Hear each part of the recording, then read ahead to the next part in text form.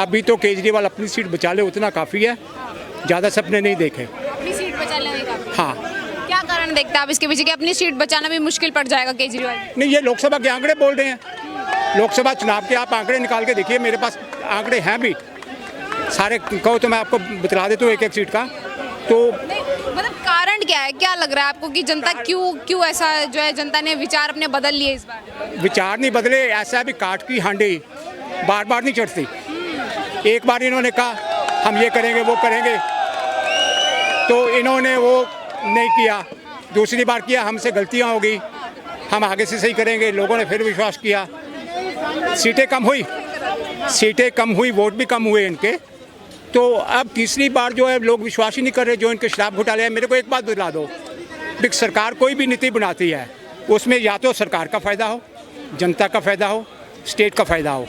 इन्होंने जो शराब के होलसेलरों का, रिटेलर का नहीं, होलसेलरों का जो है कमीशन 6 से 12% किया, उसमें जनता का क्या फ़ायदा हुआ?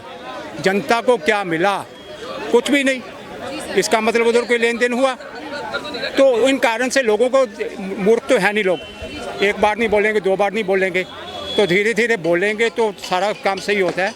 और इस बार केजरीवाल की, मेरे को लग रहा है ना, केजरीवाल की अपनी सीट भी खतरे में है। लेकिन सर आपने जो बोला कि मतलब ठीक है, वो जिस आरोप में अंदर थे वो उन आरोपों को भी नहीं मान रहे, बोल रहे मुझे फंसाया गया, मेरे खिलाफ षड्यंत्र किया गया केंद्र सरकार द्वारा, तो उन आरोपों को भी नहीं मान रहे। उसमें देखिए आप लालू यादव का केस देखिए, लालू यादव मानते हैं क्या सजा होने के बाद भी मेरे डिनाई करते हैं। अभी कहते हैं मैंने तो कुछ किया नहीं। अब इस सरकार में ये हुआ है, पहले जो होता था ना, मैंने पहले प्रश्न उठाया था, देश में घोटाला हुआ, FIR हुई, आरोपी पकड़े गए, केस चला, सजा हो गई, पर रिकवरी कहाँ है? उस समय क्या करता, तेल की स्टाम्प घोटाला 2012 में 10,000 करोड़ का घोटाला, सारा उसने कहीं तो इन्वेस्ट किया। अब इस सरकार में ये हुआ है घोटाला, जो पकड़ा जाता है, पैसे पकड़े जा रहे हैं, कहीं 200 करोड़ पकड़ा जा रहा है, कहीं 300 करोड़ पकड़ा जा रहा है, तो पकड़े जा रहे हैं पैसे जो उन्होंने इधर उधर इन्वेस्ट कर दिया, वो नहीं पकड़े जाते। तो जो मोदी जी पीछे लेके आ रहे थे ना, आधार कार्ड से लिंक कर दो सारी प्रॉपर्टी, अगर वो हो जाता, कुछ वकील सुप्रीम कोर्ट से स्टे नहीं लेते, तो हर एक आदमी का डाटा आ जाता किसके पास क्या है। तो इस कारण से जो है ये सरकार बढ़िया चल रही है। जब तक भ्रष्टाचार खत्म नहीं होगा, देश आगे नहीं बढ़ेगा। और आप देखिए वही सरकार है, वही टैक्स, सारा कुछ वही है। कैसे धड़ाधड़ सड़कें बन रही हैं, आर्मी के लिए धड़ाधड़ जो है सामान आ रहा है। उससे पहले क्या होता था, आर्मी वाले बुलेट प्रूफ जैकेट के लिए तरसते थे, अब इंडिया जो है बुलेट प्रूफ जैकेट एक्सपोर्ट कर रहा है। ये मोदी जी का विजन है जो उन्होंने किया। आपने मुझे बोला कि आप पंजाब से हैं, जी। पंजाब में भी केजरीवाल जी की गवर्नमेंट है, और अभी हम जहाँ मौजूद है दिल्ली, यहाँ पे भी केजरीवाल जी की गवर्नमेंट है। क्या लग रहा है कि केजरीवाल जी जो हैं, जो बोल रहे हैं कि हम जनता की अदालत में जाएंगे, जनता हमें दोबारा मौका देगी, आप अपने स्टेट और दिल्ली स्टेट का क्या आपका जो है आकलन रहा कि क्यों केजरीवाल जी जो है स्कैम्स के आने के बाद बोल रहे हैं कि जनता में दोबारा मौका दे देगी? क्या मौका सच में मिल रहा है उन्हें? नहीं, ऐसे जितने झांसे इन्होंने देने से दे लिए, अब मेरे को नहीं लगता इनके पास कोई नया झांसा देने के लिए बचा है।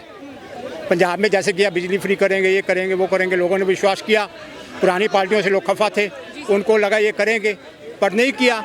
भगवंत मान जी ने तो एक ही काम किया, अपने हेलीकॉप्टर से केजरीवाल को उड़ाने का काम किया, अपने जहाज से उड़ाने का काम किया, और कोई काम नहीं किया। पंजाब में लॉ एंड ऑर्डर की इस समय सबसे बड़ी बुरी पोजीशन है। कौन कब कहाँ किसी को लूट ले, कौन कहाँ किसी को मार दे, किसके चाकू लग जाए, किसके गोली लग जाए, कुछ नहीं पता। पुलिस के हाथ भी बंधे हुए हैं, पुलिस वाले भी डरते हैं। जैसे वहाँ पुलिस वालों पे केस हो रहे हैं, कोई भी बात हो, जरा पे केस हो रहा है, पुलिस वाले ज़्यादा कार्रवाई करते नहीं, उतनी करते हैं जितनी जरूरी है। सुरक्षा भी बेहतर नहीं कर पा रहे हैं यहाँ पे केजरीवाल जी, आप ये कहना चाह रहे हैं? नहीं, पंजाब में सुरक्षा का बड़ा बुरा हाल है। ये तो इन्होंने सुरक्षा जो की थी ना उस समय, जैसे ही वहाँ गवर्नमेंट आई, ये बग्गा पे केस कर दो, कुमार विश्वास पे केस कर दो, जो अमन जो है जी न्यूज़ वाला, उस पर केस कर दो, ये काम किए थे इन्होंने। पुलिस का ये यूज़ किया था, जो भट्ट टाइम्स की जो है उसको पकड़ लिया, केस बना दिए। तो दिल्ली विकास के बारे में मेरा सवाल है कि केजरीवाल जी के जो दावे, जो पर्चे दिखाते हैं कि हमने इतना विकास किया, स्कूल्स में विकास किया हमने, और स्वास्थ्य में बहुत विकास किया, जैसे मोहल्ला क्लिनिक्स वगैरह बनाए उन्होंने, क्या आपने दिल्ली में जितना भी भ्रमण किया, आपने इतना विकास देखा दिल्ली में सचमुच में ग्राउंड लेवल पे या नहीं? नहीं, ऐसा दिल्ली जो केंद्र के होने के कारण भी सारी मिनिस्ट्रियाँ यहाँ पे हैं, सारा कुछ है, उसके बावजूद मतलब हर बार विकास होता था, पर इन्होंने कोई नया काम किया वो बतलाएं। एक ये जो फ्लाईओवर बोलते थे विकासपुरी वाला, एक वो बनने के बाद कोई दूसरा बना हो तो बतलाएं। ऐसा कुछ नहीं है, स्कूलों का काम है, स्कूलों पे भी एलिगेशन लग रहे हैं इनके ऊपर, स्कूलों के भी एलिगेशन लग रहे हैं कि कमरों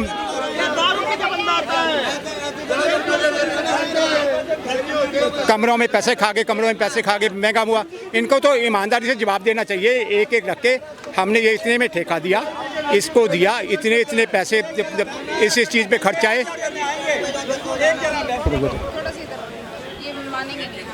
थोड़ा और हो गया भी, इनको तो एक एक पैसे का हिसाब दे देना चाहिए। ईमानदार आदमी क्या करता है, ईमानदार आदमी की तरफ उंगली उठेगी, वो सारा भाई खाता खोल, ये तो फिर बनिया है, इनकम टैक्स ऑफिसर रहा है, इसको पता है भी हिसाब किताब क्या होता है।